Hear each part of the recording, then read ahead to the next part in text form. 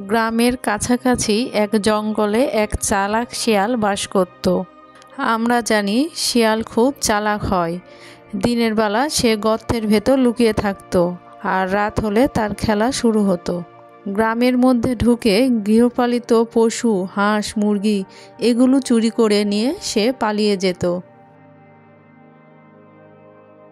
একদিন নয়, 2 দিন নয়, প্রতিদিনই সে এইভাবে চুরি করত। শিয়ালের লোভ ধীরে ধীরে বাড়তেই থাকলো। এদিকে গ্রামের লোকেরা শিয়ালকে ধরার জন্য ফাঁদ পেতে রাখলো। সূর্য অস্ত যাওয়ার পর ধীরে ধীরে রাত নামলো, আর শুরু হয়ে গেল শিয়ালের রাজত্ব।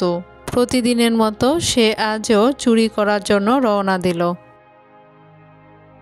না, আজ একটু তাড়াতাড়ি যাই, ফিরে এসে আজ মজা করে ভোজন করতে হবে।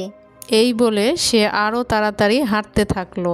কিছু দূর যাওয়ার পর হঠাৎ করে কে যেন তার পেছন থেকে লেজটা টেনে ধরল। অনেক চেষ্টা করেও সে কিছুতেই সামনের দিকে এগোতে পারল না। আরে, আমার লেজ তো ফাঁদে আটকে গেছে। আহ, উহ, আহ, উহ, আহ। অবশেষে সমস্ত শক্তি প্রয়োগ করে সে তার লেজটি ছাড়িয়ে নিল। এ কি, আমার লেজ তো ছিঁড়ে গেল। এখন আমি কি করব? যদি বন্ধুদের কাছে যাই, আমাকে নিয়ে তোরা ঠাট্টা করবে, আমাকে তোরা লেজ কাটা শিয়াল বলবে। অনেক ভেবে সে একটি নতুন বুদ্ধি বের করলো, আর সে জঙ্গলের দিকে ফিরে গেল। পরের দিন সকালে সে একটি সভায় উপস্থিত হওয়ার জন্য বন্ধুদের জানালো। সভায় শিয়ালটি বলল, আমাদের সুখের দিন শেষ হয়ে গেছে। লোকে আমাদের জন্তু বলে ঘৃণা করে, তার কারণ আমাদের এই লেজ। তাই আমি আমার লেজ কেটে ফেলেছি। তোমরাও তোমাদের লেজ কেটে ফেলো, যাতে আমাদের আর কেউ ঘৃণা করতে না পারে।